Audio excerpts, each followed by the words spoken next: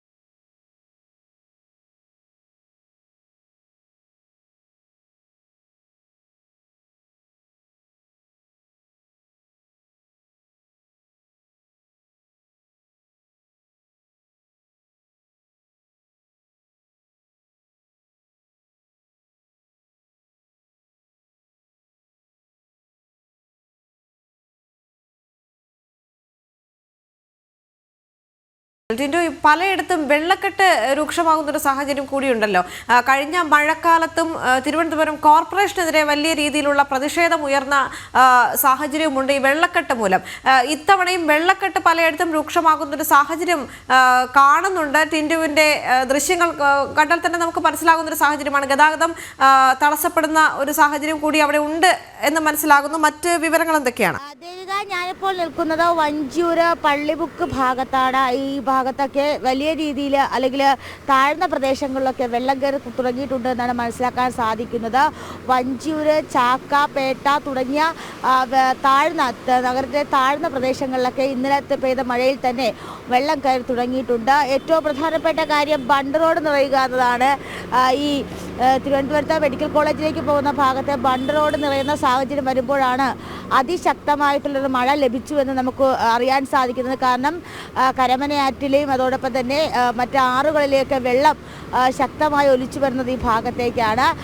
ഇപ്പോൾ നിൽക്കുന്ന സ്ഥലങ്ങളിലൊക്കെ മഴവെള്ളമാണ് രൂക്ഷമായിട്ടുള്ളത്. കാരണം നേരത്തെ ദേവിക സൂചിപ്പിച്ചതുപോലെ തന്നെ കോർപ്പറേഷൻ്റെ ഭാഗത്തു നിന്നുണ്ടായ കെടുകാര്യസ്ഥത. കാരണം സമയബന്ധിതമായിട്ട് ഈ ഓടകളും മറ്റും വൃത്തിയാക്കില്ല, സമയബന്ധിതമായിട്ട് ഡ്രൈനേജ് സംവിധാനങ്ങൾ പൂർത്തിയാക്കാത്തൊരു ഘട്ടമൊക്കെ വരുന്നുണ്ട്. ആ സാഹചര്യം വരുമ്പോൾ തന്നെ മഴ കനക്കുമ്പോൾ ഇത്തരത്തിൽ വെള്ളം കയറുന്ന അല്ലെങ്കിൽ വെള്ളം കെട്ടിക്കിടക്കുന്ന ഒരു സാഹചര്യം ഉണ്ടാകും. വെള്ളം ഒഴുകിപ്പോകുന്ന വെള്ളമല്ല. അപ്പോൾ ഈ വെള്ളമൊക്കെ ഇത്തരത്തിൽ രോഗങ്ങളൊക്കെ വരാനുള്ള സാധ്യത കൂടുതലാണ്. കാരണം കാലങ്ങളായിട്ട് ഇത്തരത്തിൽ അടഞ്ഞു കിടക്കുന്ന ഓടകളാണ്. ഈ ഓടകളാണ് വെള്ളം നിറഞ്ഞ് ഇത്തരത്തിൽ മനുഷ്യർക്ക് നടക്കുന്ന വഴിയിൽ ഈ അല്ലെങ്കിൽ റോഡിലൊക്കെ ഈ ഇത്തരത്തിലൊരു ദുരിതം വിതയ്ക്കുന്നത് നമുക്ക് മനസ്സിലാക്കാൻ സാധിക്കുന്നുണ്ട്. അതോടൊപ്പം തന്നെ ചാക്ക, വേളി, ബാലഭവൻ നഗർ തുടങ്ങിയ ഭാഗങ്ങളിലൊക്കെ ഇതിനോടകം തന്നെ വെള്ളം പെരുകിയിട്ട് അല്ലെങ്കിൽ വെള്ളം കയറിയിട്ടുണ്ട്, വെള്ളക്കെട്ട് രൂക്ഷമായിട്ടുണ്ട് എന്ന് നമുക്ക് മനസ്സിലാക്കാൻ സാധിക്കുന്നുണ്ട്. കൂടാതെ പട്ടം, മുറിഞ്ഞപാലം ഭാഗത്തും ഒക്കെ വെള്ളം കയറിയിട്ടുണ്ട്, വെള്ളക്കെട്ട് ഉണ്ടായിട്ടുണ്ടെന്നാണ് മനസ്സിലാക്കാൻ സാധിക്കുന്നത്. മറ്റൊരു കാര്യമെന്ന് പറയുന്നത് ഇന്നലെ ഇന്നും പെയ്ത മഴയിലായിട്ട് തലസ്ഥാന ജില്ലയിൽ വലിയ രീതിയിലുള്ള നാശനഷ്ടങ്ങൾ സംഭവിച്ചിട്ടുണ്ട്. ഏതാണ്ട് 12-ലധികം വീടുകൾ ഭാഗികമായി തകർന്നിട്ടുണ്ട്. ഒരാൾക്ക് മരം വീണ് ഗുരുതരമായി പരിക്ക് പറ്റി. 100-ലധികം റെസ്ക്യൂ ഓപ്പറേഷൻസുകളാണ് ഇന്നലെ ഒരു രാത്രി തന്നെ തിരുവനന്തപുരം ജില്ലയിലെ വിവിധ ഫയർ സ്റ്റേഷനുകളായിട്ട് നടന്നത്. അപ്പോൾ അത്തരത്തിൽ ഒരു കനത്ത ജാഗ്രത പാലിക്കേണ്ട ഒരു ഘട്ടത്തിലാണ് നമ്മൾ നിൽക്കുന്നത് എന്ന് മനസ്സിലാക്കാൻ സാധിക്കുന്നുണ്ട്. ഈ മഴ അല്ലെങ്കിൽ ഇപ്രാവശ്യം പെയ്യുന്ന മഴ കഴിഞ്ഞ 2 ദിവസത്തിന് മുന്നോടിയായിട്ട് തന്നെ പെയ്യുന്ന മഴ അത് മണ്ണിടിച്ചിലിനും അതോടൊപ്പം തന്നെ ലാൻഡ് സ്ലൈഡിനും ഉൾപ്പെടെയുള്ള പ്രകൃതി ദുരന്തങ്ങൾക്ക് കാരണമുണ്ടാക്കുന്നൊരു പ്രകൃതി ദുരന്തങ്ങളും മറ്റും ഉണ്ടാക്കുന്ന മഴയാണെന്ന് മനസ്സിലാക്കാൻ സാധിക്കുന്നുണ്ട്. അത്തരത്തിലുള്ള മുന്നറിയിപ്പുകളാണ് IMD ഉൾപ്പെടെയുള്ള കാലാവസ്ഥാ കേന്ദ്രങ്ങളിൽ നിന്നൊക്കെ നമുക്ക് ലഭ്യമായിക്കൊണ്ടിരിക്കുന്നത്. 27-ാം തീയതിയോടുകൂടി സംസ്ഥാനത്ത് മൺസൂൺ എത്തുമെന്ന് പറയുമ്പോൾ 27-ാം തീയതിക്ക് മുന്നേ തന്നെ മഴ കനക്കുന്നൊരു സാഹചര്യമാണ് ഉള്ളത്. അതിനു മുന്നേ തന്നെ സർക്കാർ അല്ലെങ്കിൽ തദ്ദേശ സ്ഥാപനങ്ങൾ ഇത്തരത്തിലുള്ള ശുചീകരണ പ്രവർത്തനങ്ങൾ, മഴക്കാല ശുചീകരണ പ്രവർത്തനങ്ങളൊക്കെ നടപ്പിലാക്കിയില്ല എങ്കിൽ വിവിധ ജില്ലകളിലെ താഴ്ന്ന പ്രദേശങ്ങൾ വെള്ളത്തിനടിയിലാകും. പ്രത്യേകിച്ച് തിരുവനന്തപുരം നഗരത്തെ സംബന്ധിച്ചിടത്തോളം നഗരത്തിൻ്റെ ഹൃദയഭാഗമൊക്കെ വെള്ളത്തിലാകുന്ന ഒരവസ്ഥ കഴിഞ്ഞ വർഷങ്ങളിലായിട്ട് നമ്മളിവിടെ കണ്ടിട്ടുണ്ട്. അപ്പോൾ നമുക്ക് ദൃശ്യങ്ങൾ കാണാൻ സാധിക്കും. ശുചീകരണ പ്രവർത്തനങ്ങൾ ഈ മഴ പെയ്തതിന് ശേഷമാണ് കോർപ്പറേഷൻ്റെ ഭാഗത്തു നിന്നും ഓട വൃത്തിയാക്കുന്ന കാഴ്ച കാണാൻ സാധിക്കും. നമുക്ക് ആ ദൃശ്യങ്ങൾ കാണാൻ സാധിക്കും. ഈ ശുചീകരണ തൊഴിലാളികളെത്തി ഈ ഓടകൾ തുറന്നു വിടുന്ന ദൃശ്യങ്ങളാണ് കാണാൻ സാധിക്കുന്നത്. അപ്പോൾ എന്തായാലും വലിയ രീതിയിലൊരു ദുരിതം കഴിഞ്ഞ 2 ദിവസത്തിനുള്ളിൽ പെയ്ത മഴയിൽ തലസ്ഥാന ജില്ലയ്ക്ക് സംഭവിച്ചിട്ടുണ്ട് എന്ന് മനസ്സിലാക്കാൻ സാധിക്കുന്നുണ്ട്. ഇന്നലെയും ഇന്നും ആയിട്ട് പെയ്ത മഴയിൽ ജില്ലയിലെ വിവിധ ഇടങ്ങളിലാണ് കനത്ത നാശനഷ്ടങ്ങൾ ഉണ്ടായിട്ടുള്ളത്. ഏറ്റവും പ്രധാനപ്പെട്ട കാര്യം സർക്കാരിൻ്റെ തന്നെ പരിപാടികൾ സംഘടിപ്പിച്ചിരുന്ന കനകക്കുന്നിലെ എല്ലാ സ്റ്റോളുകളും ശക്തമായ കാറ്റിൽ തകർത്തടിയപ്പെട്ടു എന്നതാണ് ഏറ്റവും പ്രധാനപ്പെട്ട കാര്യം. ഇന്ന് പുലർച്ചെ നെയ്യാറ്റിൻകരയിൽ നിർത്തിയിട്ട കാറിന് മുകളിലേക്ക് മരം വീണ് അപകടമുണ്ടായിട്ടുണ്ട്. ആളപായമൊന്നും ഉണ്ടായിട്ടില്ല. അപ്പോൾ അത്തരത്തിൽ വലിയ രീതിയിലുള്ള നാശനഷ്ടം കഴിഞ്ഞ 2 ദിവസത്തിനുള്ളിൽ തിരുവനന്തപുരം ജില്ലയെ സംബന്ധിച്ചിടത്തോളം സംഭവിച്ചിട്ടുണ്ട്. മലയോര മേഖലയിൽ അതിശക്തമായിട്ടുള്ള മഴ തുടരുന്നുണ്ട്. വിഷ്ണുപ്രദേശത്ത് മഴ ലഭിക്കുന്നുണ്ട്. നദി കരമനയാറ്, അരുവിക്കര ഡാം ഇതിലേക്ക് കരകവിഞ്ഞ് ഒഴുകാനുള്ള സാഹചര്യം മുന്നിൽ കാണുന്നുണ്ട്. നദീതീരത്ത് താമസിക്കുന്നവർ അതീവ ജാഗ്രതാ നിർദ്ദേശങ്ങൾ പാലിക്കേണ്ടതായിട്ടുണ്ട്. ആവശ്യമെങ്കിൽ തദ്ദേശ സ്ഥാപനങ്ങളെ ബന്ധപ്പെട്ട് ദുരിതാശ്വാസ കേന്ദ്രങ്ങളിലേക്ക് മാറാനുള്ള ഒരു നീക്കവും നടത്തണമെന്നാണ് ഇപ്പോൾ ജില്ലാ ഭരണകൂടത്തിൻ്റെ ഭാഗത്തു നിന്നും ദുരന്ത നിവാരണ അതോറിറ്റിയുടെ ഭാഗത്തു നിന്നും അറിയാൻ സാധിക്കും. എന്തായാലും വരുന്ന 3 മണിക്കൂറിൽ ദിനാന്തരീക്ഷ വ്യവസ്ഥ മാറാനുള്ള സാധ്യതയുണ്ട്. അങ്ങനെയാണെങ്കിൽ നിലവിലെ ഇപ്പോൾ പ്രഖ്യാപിച്ചിട്ടുള്ള റെഡ് അലേർട്ടുകൾക്കും അതോടൊപ്പം തന്നെ അതിതീവ്ര മഴ മുന്നറിയിപ്പുകൾക്കും ഒക്കെ മാറ്റം സംഭവിക്കുമെന്നതാണ് ഏറ്റവും പ്രധാനപ്പെട്ട കാര്യം. ദേവിക. ശരി, ഇനി കോഴിക്കോട് നിന്ന് ദിഷ്ണ സുരേഷൊപ്പം കൊച്ചിയിൽ നിന്ന് ജിജീഷ് കരുണാകരൻ കൂടി ചേരുകയാണ്. ദിഷ്ണയിലേക്ക് എത്തുമ്പോൾ ദിഷ്ണ, കോഴിക്കോട് ഇപ്പോൾ നിലവിലെ സാഹചര്യം എന്താണ്? മഴ ശക്തമായി തുടരുന്നുണ്ടോ? കാസർഗോഡ് അടക്കമുള്ളിടത്ത് വലിയ രീതിയിലുള്ള മഴ ഉണ്ടെന്ന് മനസ്സിലാക്കാൻ സാധിക്കുന്നുണ്ട്. അവിടെയുള്ള വിനോദസഞ്ചാര കേന്ദ്രങ്ങൾ അടക്കം അടച്ച ഒരു ഘട്ടമാണല്ലോ ഇത്.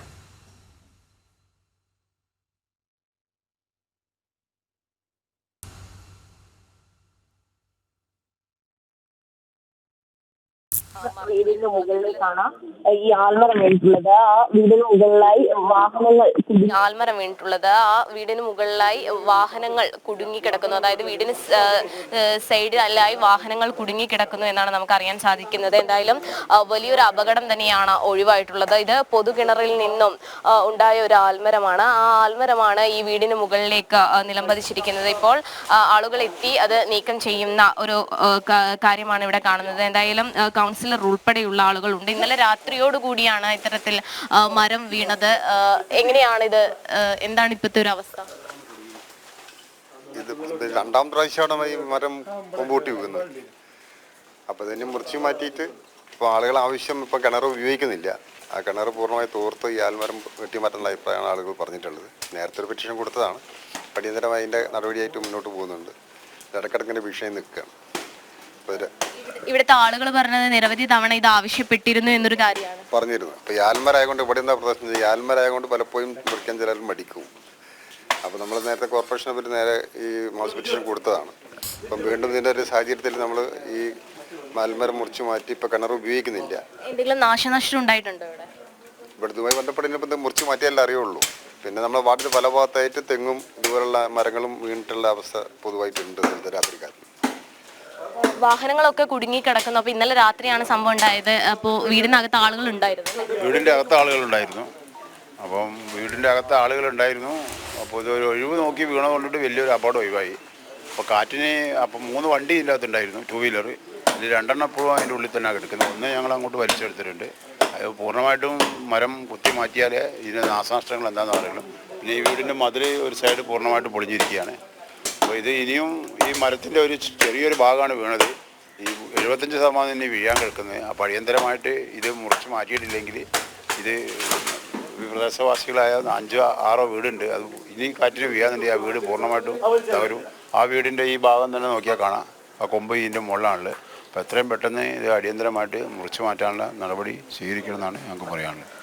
ദേവിക, ഈ വീടിനോട് ചേർന്നിട്ടുള്ള മതിലൊക്കെ തന്നെയും പൂർണ്ണമായി തകരുന്ന ഒരു അവസ്ഥയിൽ തന്നെയാണുള്ളത്. നമുക്ക് ദൃശ്യങ്ങളിൽ നിന്ന് വളരെ വ്യക്തമാണ്. എന്തായാലും വലിയൊരു ആൽമരമാണ്.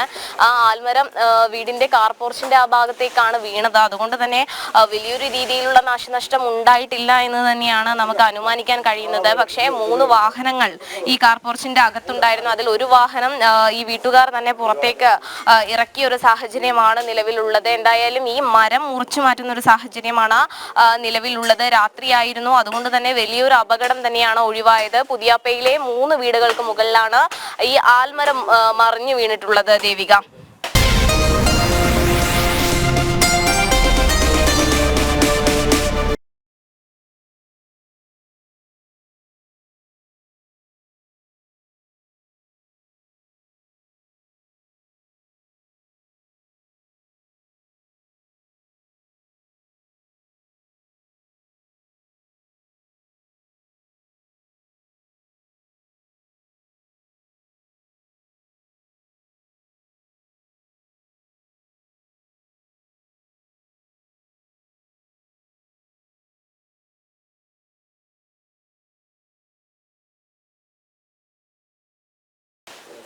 ശരി ദിഷ്ണ, എന്തായാലും ഈ വാർത്തകളിലേക്കെല്ലാം എത്താം ഇടവേളയ്ക്ക് ശേഷം.